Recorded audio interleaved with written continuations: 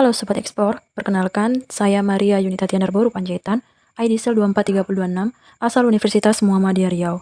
Baik, di sini saya akan membahas tentang Trade Export atau TTP, di mana TTP ini terdiri atas 3 bagian, yaitu pengamanan pasar dalam negeri, perluasan pasar ekspor, dan peningkatan UMKM bisa ekspor.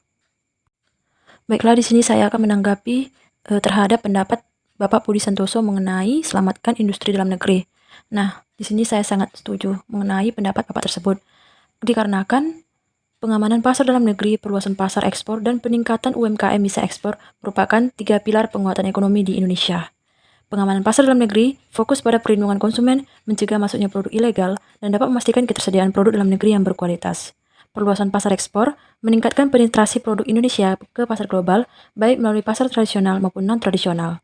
Sedangkan peningkatan UMKM ekspor dapat memberdayakan usaha mikro, kecil, dan menengah atau UMKM agar mampu bersaing di pasar internasional dan meningkatkan kontribusi mereka terhadap ekspor nasional.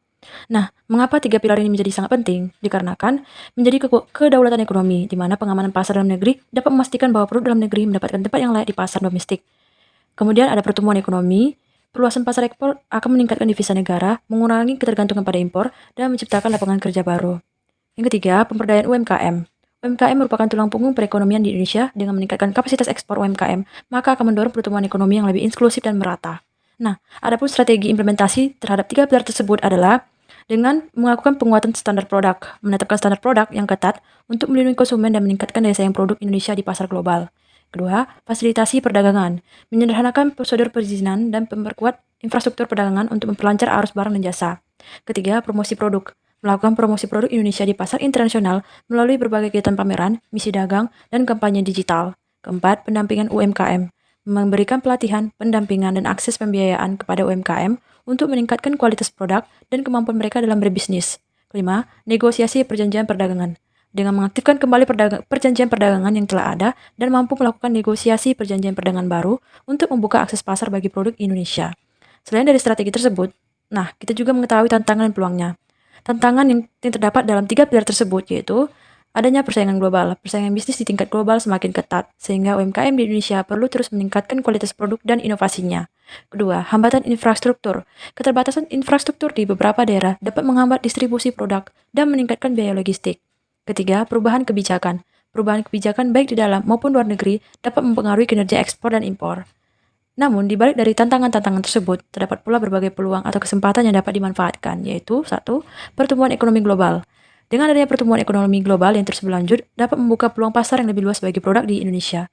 Kedua, perkembangan teknologi. Perkembangan teknologi digital dapat membuka peluang baru untuk pemasaran dan penjualan produk secara online. Ketiga, kemitraan strategis. Kemitraan strategis dengan di negara-negara lain dapat memperkuat posisi Indonesia dalam rantai pasok global.